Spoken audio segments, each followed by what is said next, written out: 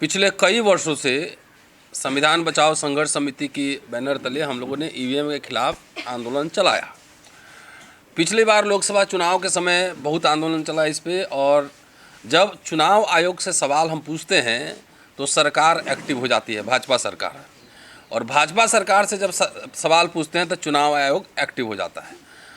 आप सबके video delete कर दिए गए, बहुत सारे चैनल डीमोनेटाइज कर दिए गए, लेकिन तब भी आप खबर लगाते रहे। हमारे कई वीडियोस डिलीट हुए, बहुत सारे साथियों के चैनल डीमोनेटाइज भी किए गए, लेकिन तब भी ये सरकार चाहती है कि हम लोग इलेक्शन कमीशन पर सवाल नहीं उठाएं और ये मनमानी करते रहें। इसलिए आपको हतोत्साहित करने के लिए इस तरह के हथकंडे सरकार ने अपनाए हैं। हम ईवीएम के खिलाफ हैं और हम चुनाव जीतेंगे भी, तभी ईवीएम की खिलाफत हम करेंगे।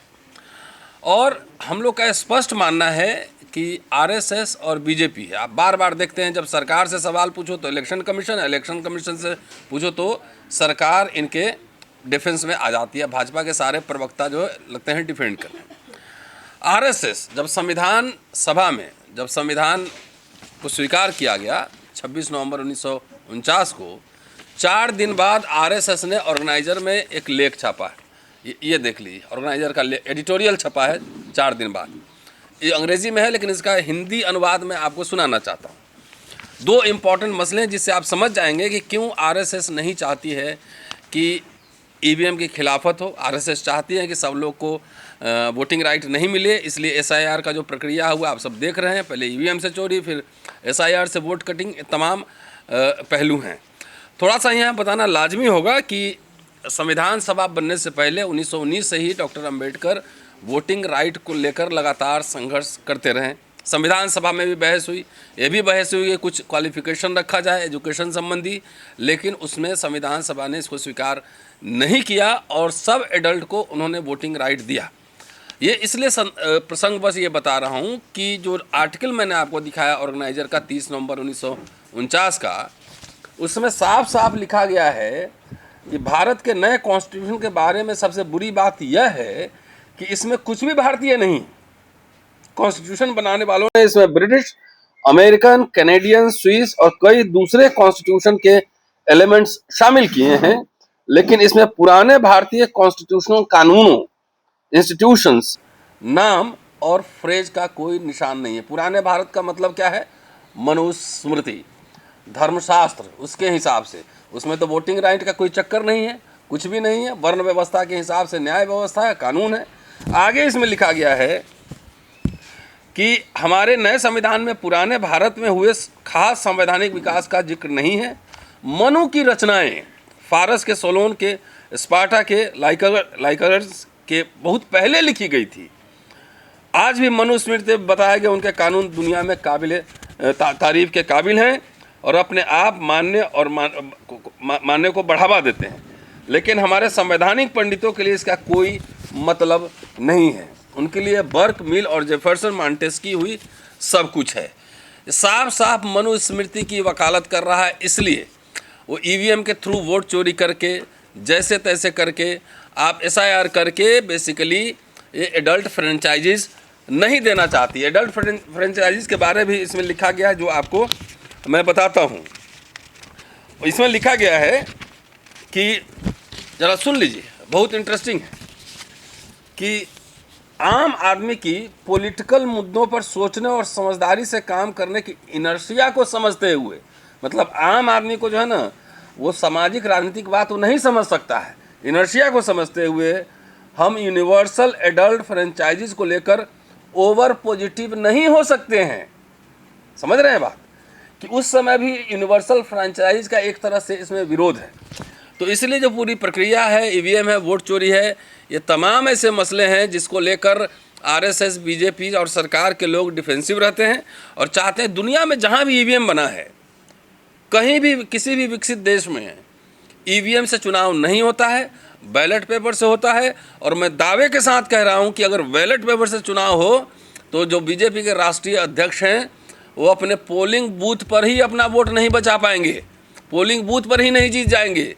इसलिए वोट की चोरी है, सरकार की चोरी है, ईवीएम की लीला है, हेरा फेरी है, तमाम मसले हैं। इसको लेकर अभी भी हमारा आंदोलन जारी है। सारे नेताओं को हम लोग चिट्ठी लिखेंगे फोरम की ओर से और इस मुद्दा को और अधिक व्यापक बनाने की कोशिश करेंगे। वोट चोरी तो हुई है। वोट चोरी का कंप्लेंट 12 जुलाई 2010 को प्रधानमंत्री मनमोहन सिंह जी को दिया था। उन्होंने उसमें कंप्लेंट में डिस्ट्रिक्ट मजिस्ट्रेट चंद्रपुर के थ्रू गवर्नमेंट ऑफ इंडिया को means prime minister Manmohan Singh ji को ये लेटर भेजा। तो उसमें ये लिखा गया था साहब कि ईवीएम के बजाय बैलेट पेपर दो।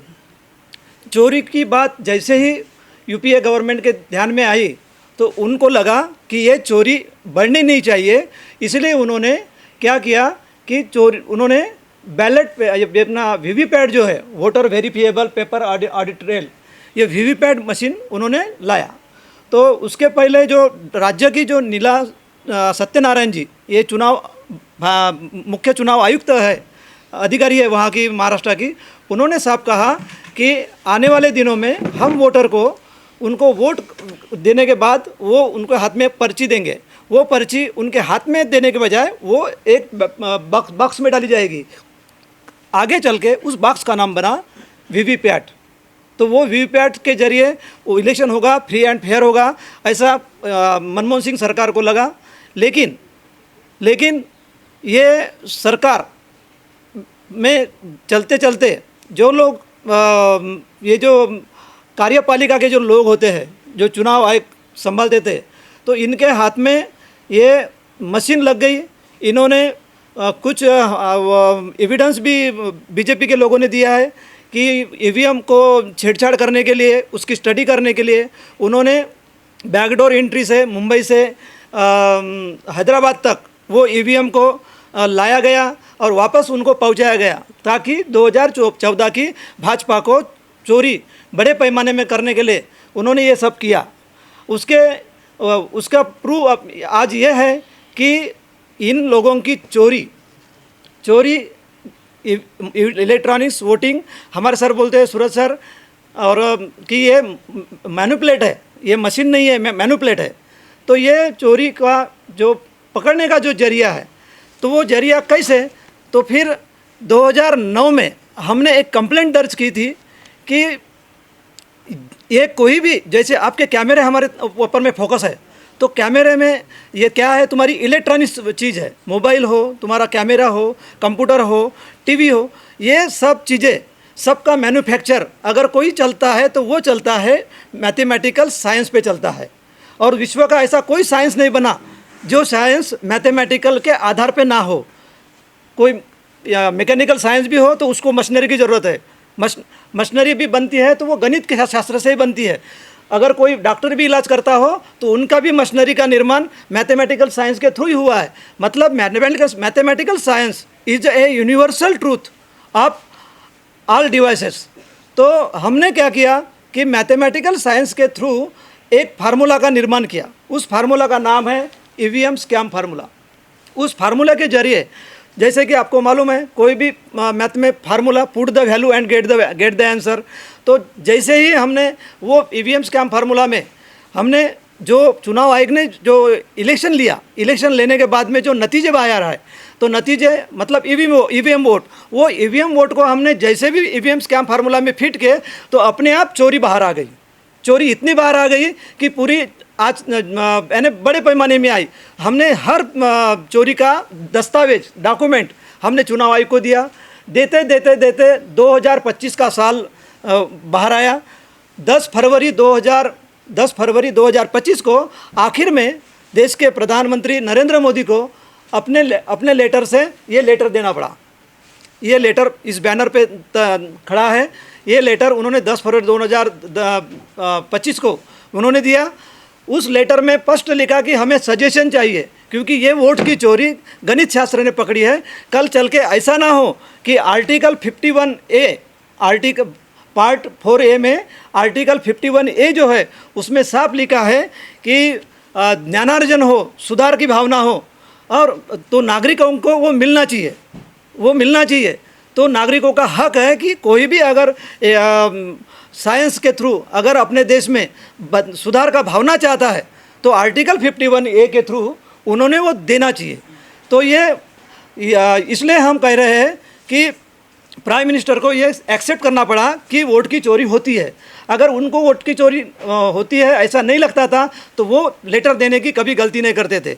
उन्होंने वो लेटर आईटी मिनिस्टर को दिया और आईटी मिनिस्टर ने, आप फोकस कर लीजिएगा, आईटी मिनिस्टर ने इलेक्शन कमीशन ऑफ इंडिया को दिया है, वो ज्ञानेश कुमार जी को दिया है। लेकिन ज्ञानेश कुमार जी ने आज 1.5 साल हो गया ये लेटर का जवाब नहीं दिया है और ये मैथमेटिकल का अपमान है। जो रामानुज जो यहाँ के गणित तज्ञ थे ना, तो आप सब उनका नाम जानते हैं। तो ये देश के गणित का अपमान है। ये देश के बाबा साहब भी बोलते थे कि मैं आजन्म विद्यार्थी हूँ। एक विद्यार्थी ने जो स्कैम फार्मूला ढूंढ के निकाला, उसकी चोरी पकड़ी, वो डॉक्यूमेंट प्राइम मिनिस्टर के हाथों में दिया, चुनाव आयोग के दफ्तर में दिया और यहाँ तक उनकी सफलता प्राप्त हुई, फिर भी वो देना नहीं चाहते। तो ये गलत हो रहा है। मैं इसमें से कुछ आपको एक चीज़ें बताऊँगा, बस उसमें मैं आपको एंड करूँगा, फिर हमारे साथी बात करेंगे। लोकसभा 2019 में जो देश का जो टोटल वोट हुआ, वो वोट हुआ 61 करोड़ 8 लाख 073। हमारी थोड़ा मराठी है, अंग्रेजी हिंदी में जरा हमारा ज़्यादा अनुभव कम है, थोड़ा समझने की कोशिश कीजिएगा। 073 है, तो इसमें 073 ये लास्ट डिजिट है। सेम 2024 का लोकसभा देखोगे आप, उसमें भी पूरे देश में मतलब इंडिपेंडेंट और तुम्हारा नोटा यानी नन ऑफ द अबो, ये दोनों का वोट अगर माइनस करें तो जो बचता है तो वो सिर्फ बचता है देश के पॉलिटिकल पार्टी का। तो देश में 747 पार्टियां खड़ी थी। कितनी खड़ी थी? 747 पार्टी का जो टोटल ईवीएम वोट आया वो आया 61 करोड़ 75 लाख 39,073। तो 073 इसमें भी फिगर सेम है, जो 2019 के भी है और 2024 के भी है। उसके बाद में हरियाणा में जो विधानसभा का चुनाव हुआ, विधानसभा का 2024 में, इसमें भी भारतीय जनता पार्टी को जो ईवीएम का वोट मिला, उस ईवीएम के वोट में भी 55,21,073, मतलब उसमें भी 073 है। ये 073 3 बार रिपीट होता है। तो ये स्पष्ट दर्शाता है और दिखाता है कि वोट में चोरी हुई है। और मैं आपको आगे की एक बात बताता हूँ, ये इसमें ये महाराष्ट्र में जैसे कि 2024 के लोकसभा में बीजेपी पार्टी जो खड़ी हुई है, 073 मतलब लास्ट के 2 डिजिट 73 ही है। तो 24 के इलेक्शन में 240 जो सीट भाजपा जीती है, तो भाजपा 240 जीती है, वो भी चोरी करके जीती है। वो भी मैं आपके सामने पेश कर रहा हूँ। उसका आंकड़ा है वोटिंग का 15 करोड़ 91 लाख 30,973, मतलब उसमें भी 73 है अंतिम। उसके बाद में और आगे मैं लेके जाऊंगा आपको। महाराष्ट्र के भी इलेक्शन में आ जाइए आप। महाराष्ट्र के भी इलेक्शन में कांग्रेस पार्टी को वोट मिला 79,36,573। इसमें भी 73 है, इसमें भी 73 है। और आप जाएंगे तो कांग्रेस पार्टी 2019 के लोकसभा में जो खड़ी थी, तो देश में जो उनको वोटिंग मिला, उसमें भी जो वोट मिला उनको, तो वो मिला 11 करोड़ 91 लाख 36,573। मतलब ये 73 6 बार रिपीट होता है। तो तब मुझे यही लगता है कि चोर ने तो चोरी की है, लेकिन चोर को जेल में डाले तो ये जेल का कैदी नंबर 73 है। ये जेल का कैदी नंबर 73 है। ये 73 number prime minister Narendra Modi के समझ में आ गया, इसलिए उन्होंने ये लेटर सजेशन के लिए ये आईटी मिनिस्टर को दिया और आईटी मिनिस्टर ने उनको दिया, लेकिन उन्होंने अभी तक जवाब नहीं दिया। मैं इसके बाद में आपको एक और अच्छी बात बताऊंगा कि लोकसभा में जो 2024 का इलेक्शन चल रहा था, तो उसमें जीतन राम मांझी जी की पार्टी खड़ी थी जो उनके गठबंधन में है। उसके बाद में उसके साथ में नीतीश कुमार जी की पार्टी थी, वो भी गठबंधन में है। तो उन दोनों का भी जो ईवीएम वोट है, जेडीयू का और हम सेकुलर का जो है, उसका लास्ट भी 3 डिजिट 732 है। तो ये एक समान कैसे आता है? सवाल ये है। और ये ईवीएम स्कैम फार्मूला जो है, ये स्वतंत्र और निष्पक्ष है।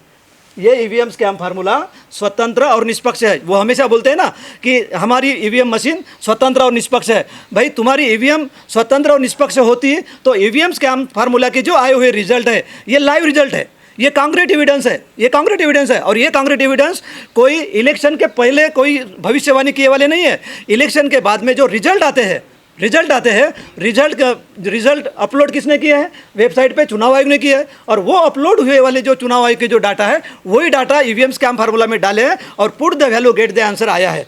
और मैं आपको एक बताता हूँ, महाराष्ट्र के इलेक्शन में आप जाओगे ना तो महाराष्ट्र के इलेक्शन में कांग्रेस पार्टी को जो वोट मिला, मैं जो अभी बोला ना अभी आपको 79,36,573, तो इसमें जो 573 है यही 573 2019 के लोकसभा में कांग्रेस पार्टी लड़ी थी पूरे देश में। तो उस पार्टी का भी वोट में 573 अंतिम अंक है।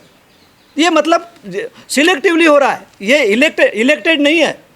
ये जो खुद को जो इलेक्शन कमीशन ऑफ इंडिया बोलते हैं ना, मुझे नहीं लगता कि ये इलेक्शन है, ये सिलेक्शन कमीशन ऑफ इंडिया है। ये भारतीय चुनाव आयोग नहीं है, ये भारतीय चयन आयोग है, ये भारतीय चयन आयोग है।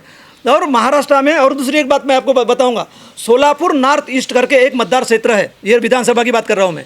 सोलापुर नॉर्थ ईस्ट में वहाँ पर आपने नाम सुना है इंडियन नेशनल कांग्रेस, जिसके राष्ट्रीय अध्यक्ष कौन है? मल्लिकार्जुन खड़गे साहब। तो उनका, और वहाँ पर एक पार्टी खड़ी थी विधानसभा में, भारतीय राष्ट्रीय कांग्रेस। कौन सी? भारतीय राष्ट्रीय कांग्रेस। तो तुमको सबको पता है कि कांग्रेस की स्थापना हुई थी 1885 में। तो ये जो चोर लोग हैं, ये जो वोट चोर लोग हैं, इनको क्या करना है? जितना तुम मीडिया वाले हो या हम जैसे एक्टिविस्ट हो, तुम जितना चिढ़ाना चाहते, सड़ाना चाहते, सड़ाओ हमको, कोई हम बेशरम लोग हैं, ऐसा उनका एक तरीके से उनके बिहेवियर से लगता है। तो उन्होंने 1885 वो कैंडिडेट को दे दिया वोट। कितना? मतलब ले भाई, कांग्रेस के स्थापना वाला ही वर्ष ले ले, वर्ष का जो वोट है 1885 ये ले तेरे को दे रहा हूँ। उसके बाद में और एक बात बता दो, आप नाला सोपारा मतदार क्षेत्र जानते होंगे महाराष्ट्र का, और ताजगांव कवटे, जहाँ से वो आर आर पाटिल का एरिया था, वो गृह मंत्री थे महाराष्ट्र गवर्नमेंट में।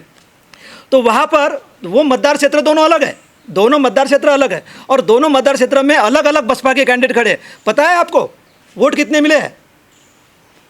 1, 2, 3, 4, मतलब 1,234। मतलब ये ले 1, 2, 3, 4, जैसे ये चुनाव आयोग के बाप के घर की खेती है, जो हम लोगों को ईवीएम से चुनाव कराते हैं और सिलेक्शन से हमारे कैंडिडेट जो भी खड़े हैं वहाँ पर, हमारे देश के जो पार्टियों के जो खड़े हैं, और हमारे जैसे मैं नौकरी करता हूँ पब्लिक वर्क डिपार्टमेंट महाराष्ट्र में। तो हम जैसे को जो इलेक्शन में काम करवाते हैं, मतलब हम किसकी गुलामी कर रहे हैं? चुनाव आयोग की गुलामी नहीं कर रहे हैं हम, ये सिलेक्शन आयोग की गुलामी कर रहे हैं। तो कहने का मतलब यही है कि ये लोगों की चोरी बहुत बड़े पैमाने में हो चुकी है। और मैं आपको जाते जाते और एक चीज़ बताऊंगा, वैसे ही उत्तर प्रदेश में 255 सीट भारतीय जनता पार्टी जीती है। उसमें अंतिम आंकड़ा कौन सा है? 55। वहाँ जाओ तो तुमको वहाँ पर उत्तर प्रदेश में जो प्रदेश का जो ईवीएम का जो वोट हुआ है पूरे प्रदेश का 2022 के विधानसभा में, वो हुआ है 9,17,20,555। सिर्फ 55 ही नहीं, 55 है। मतलब तब मुझे लगता है कि ये 555 की सरकार है। कहाँ पर? उत्तर प्रदेश में। इन्होंने तो रिजाइन देना चाहिए। उसमें 286 कितने 286 पार्टियाँ खड़ी थी पूरे प्रदेश में। पूरे प्रदेश में कुल पार्टियां कितनी खड़ी थी 2022 के विधानसभा इलेक्शन में? 286 में एक पार्टी थी अपना दल सोनेलाल, अपना दल सोनेलाल, जिनका राज्य मंत्री कैबिनेट केंद्र में राज्य मंत्री है अनुप्रिया पटेल ना सर, अनुप्रिया पटेल ना, वो मंत्री है। उनके पार्टी को भी वोट मिला 14,89,555। मतलब ये 555 राज्य के स्टेट में भी है, राज्य के टोटल ईवीएम वोट में भी है, और पार्टी के भी ईवीएम वोट में अपना दल सोनेलाल के भी 555 है, और बीजेपी पार्टी ने जीता है 55। उसके बाद में ये ईवीएम स्कैम फार्मूला के तहत जो चोरी पकड़ते हैं, तो 403 मतदार क्षेत्र में से 43 मतदार क्षेत्र ऐसे हैं कि ये ईवीएम स्कैम फार्मूला के चोरी के पकड़ में आ गए। तो ये जब पकड़ में आए तो इसमें भी जो उसका टोटल क्या किए 43 कॉन्स्टिट्यूंसी का, तो उसमें भी 99,893,855, मतलब उसमें भी 55 का आंकड़ा है।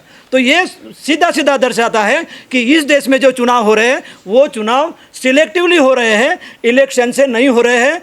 तो इसलिए हम ये कहना चाह रहे हैं कि हमारे पास मटेरियल तो बहुत है। हम इतना ही कहेंगे कि ये जो लेटर है, इस लेटर को अगर देश की सरकार अगर अपने आप को गरिमा चाहती है, गरिमा की सरकार मानती है, तो ये लेटर को का जवाब दे।